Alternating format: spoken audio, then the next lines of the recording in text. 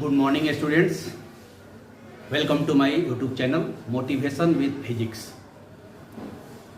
Friends, हम लोग पिछले क्लास में फिजिकल क्वांटिटी भौतिक राशि के बारे में पढ़े थे कि प्राकृतिक में जितने भी भौतिक राशि है उसको दो भाग में बांट दिया गया। एक भाग को कहेंगे मूल भौतिक राशि फंडामेंटल फिजिकल क्वांटिटी, उनकी संख्या 7 थी, और दूसरा भाग है व्युत्पन्न भौतिक राशि डिराइव्ड फिजिकल क्वांटिटी, उनकी संख्या बहुत अधिक है। और उस पर एक दो एग्जाम्पल भी हम लोग देख करके उसके बारे में जाने थे। डिराइव्ड फिजिकल क्वांटिटी के बारे में डिटेल्स जैसे जैसे हम लोग आगे बढ़ते जाएंगे वो मिलते जाएगा। कल हम अपने कमेंट में देखें, कुछ लोग कमेंट आया, कुछ लोगों का फ़ोन भी आया कि सर आप बोर्ड पर हिंदी और इंग्लिश दोनों मिक्स करके पढ़ा रहे हैं, आप दोनों बैच अलग अलग कर दीजिए। तो मैं बता दूं आप लोग जानकारी के लिए कि शुरुआत का ये जो टॉपिक है, what is physics, what is physical quantity, मूल भौतिक राशि क्या है, व्युत्पन्न भौतिक राशि क्या है, ये केवल एक टिपिकल टॉपिक है जिसमें नोट्स वगैरह नहीं लिखना है, आपको नॉलेज रखना है। तो इस सब चैप्टर में हम हिंदी और इंग्लिश मिक्स करके इसलिए पढ़ा दे रहे हैं कि इसमें केवल आपको ऑब्जेक्टिव क्वेश्चन पकड़ने हैं, और उस ऑब्जेक्टिव क्वेश्चन से आपको हिंदी और इंग्लिश के लैंग्वेज से कोई खास लेना देना नहीं है, आपको बात समझ में आनी चाहिए।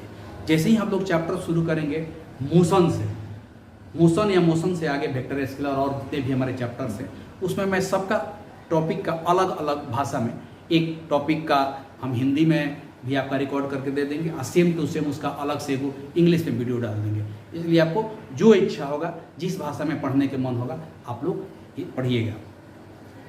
इस चैप्टर के बाद हम लोग अलग अलग कर लेंगे। ओके, तो आज हम लोग देखिए, ये दो फिजिक्स में क्वांटिटी है कि जिसका यूनिट होता है लेकिन डायमेंशन नहीं होता। मात्र यही दो फिजिकल क्वांटिटी है। बाकी जितने भी फिजिकल क्वांटिटी है, चाहे मूल भौतिक राशि 7 आप लोग देख ही चुके थे कि उनका मात्रक भी था और बीमा भी था, यानी कि यूनिट भी था और डायमेंशन भी था। डिराइव्ड फिजिकल क्वांटिटी में बता ही दिए थे कि चूंकि वो फंडामेंटल फिजिकल क्वांटिटी से ही बना है, इसलिए जो फंडामेंटल का मात्रक बीमा होगा, डायमेंशन होगा, वही इसका भी होगा। तो यह क्लियर है। जो तीसरे टाइप का फिजिकल क्वांटिटी है उसको कहेंगे सप्लीमेंट्री फिजिकल क्वांटिटी। वह मात्र दो है पूरे फिजिक्स में, और वो दोनों ऐसा क्वांटिटी है कि उसका मात्रक है, मतलब यूनिट है, मापने के लिए स्टैंडर्ड है, लेकिन डायमेंशन नहीं है। आइए देखते हैं, बोर्ड पर देखिए, सप्लीमेंट्री फिजिकल क्वांटिटी, ठीक है, पूरक भौतिक राशियां दो है। एक को बोलेंगे प्लेन एंगल माने समतल कोण, और दूसरा को बोलेंगे सॉलिड एंगल ठोस कोण। तो पहले प्लेन एंगल और सॉलिड एंगल क्या है, आइए इसको हम फिगर से समझ लेते हैं।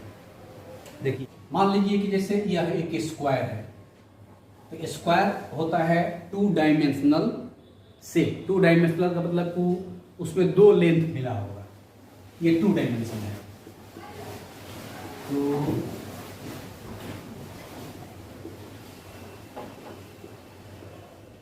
डायमेंशन, तो इसके कॉर्नर में दो साइड्स जहां ज्वाइंट हो रहे हैं, ये जो एंगल बन रहा है, ये एंगल, या और एग्जांपल से मतलब ट्रायंगल है, ये भी टू डायमेंशनल है। यहां जो कॉर्नर पर एंगल बन रहा है, ये सब के सब जो है प्लेन एंगल है, सब प्लेन एंगल है, प्लेन एंगल, समतल कोण। क्योंकि यह एक समतल पर होता है, इसमें मात्र लेंथ और ब्रेथ, मतलब कि इसमें यह जितने भी शेप होंगे जो टू डायमेंशनल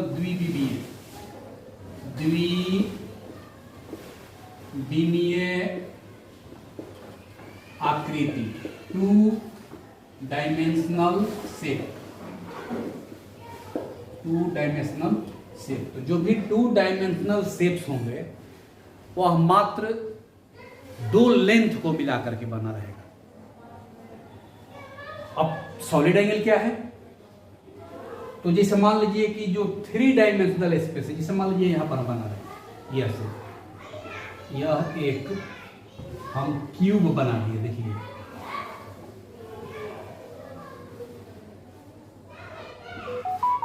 क्यूब बन गया। या कोन, शंकु बना दिए, शंकु ऐसे। यह 3 डायमेंशनल है, 3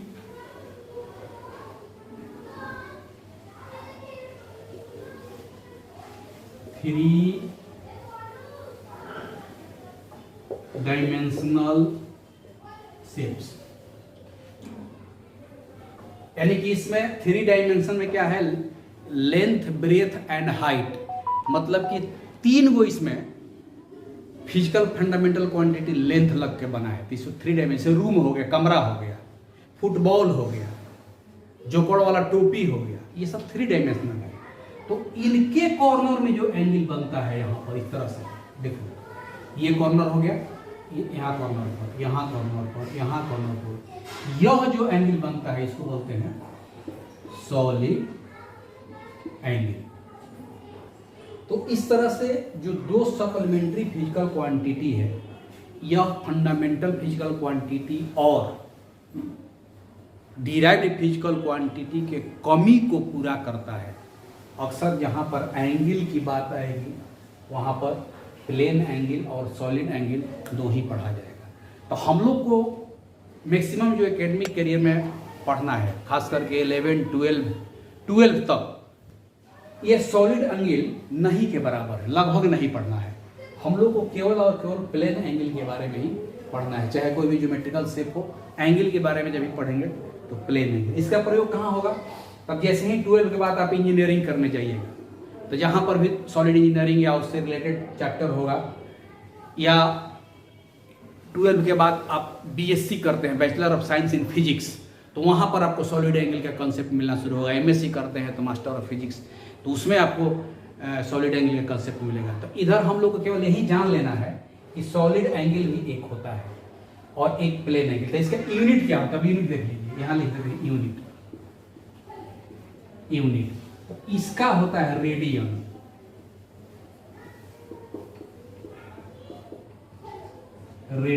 इसका होता है एसटी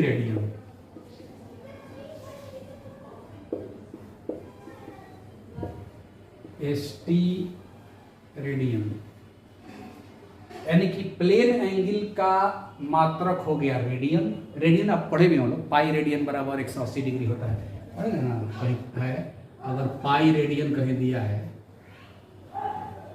इक्वल टू होता है 180 डिग्री, यानी कि डिग्री में जब कहना होगा तो 180 डिग्री कहेंगे और रेडियन में कहना होगा तो पाई रेडियन। तो pi radian, 2 pi radian, 3 pi radian, pi by 2 radian, pi by 4 radian, इस तरह से एंगल का मेजरमेंट करेंगे तो वह एंगल का हमारा SI यूनिट होगा। इसको SI लिखेंगे, SI यूनिट, ठीक है। तो इस तरह से यही 2 फिजिक्स में ऐसे फंडामेंटल क्वांटिटी हैं जिनका यूनिट होता है लेकिन डायमेंशन नहीं होता, है ना। No dimension of supplementary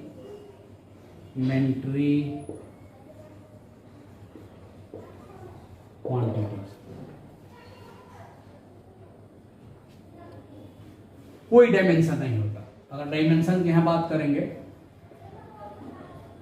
dimension no लिख देते हैं, नो।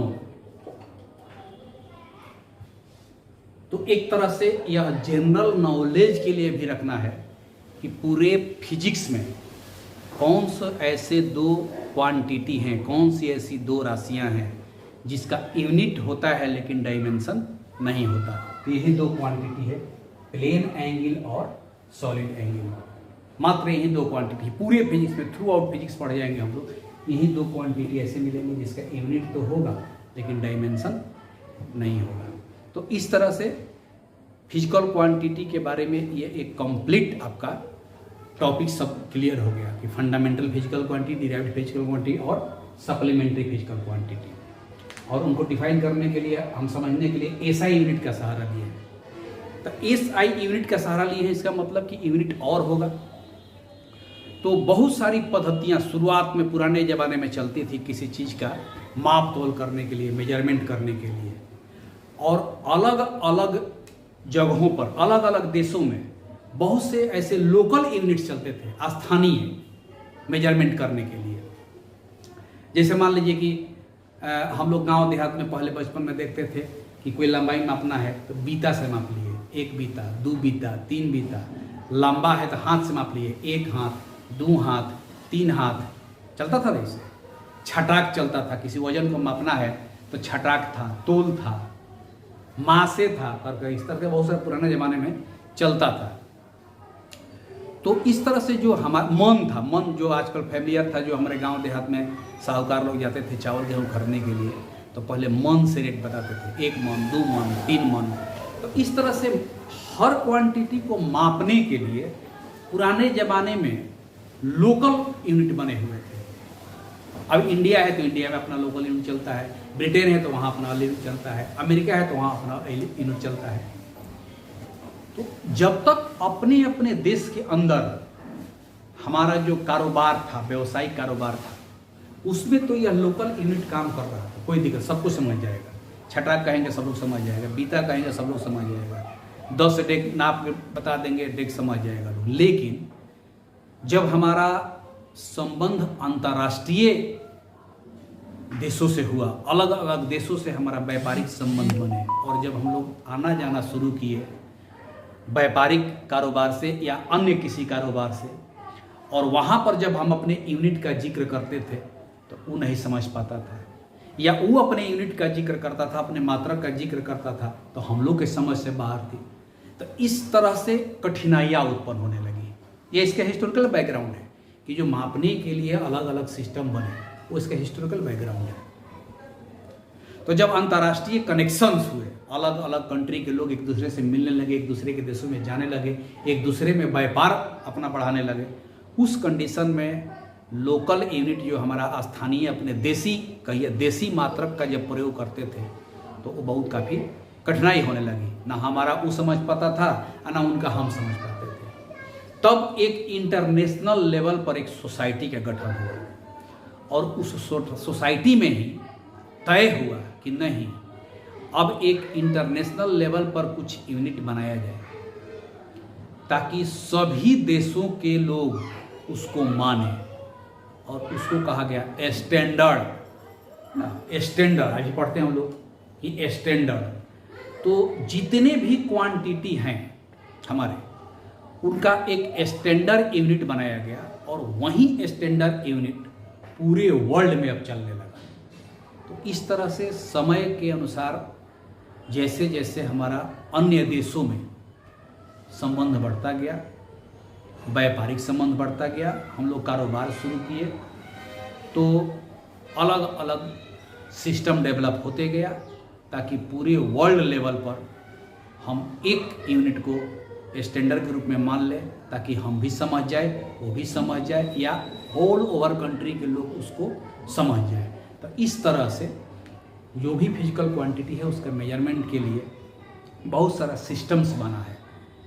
वह सिस्टम जैसे चलता था पुराने ज़माने में CGS, FPS, MKS, और लेटेस्ट में आज चलता है SI।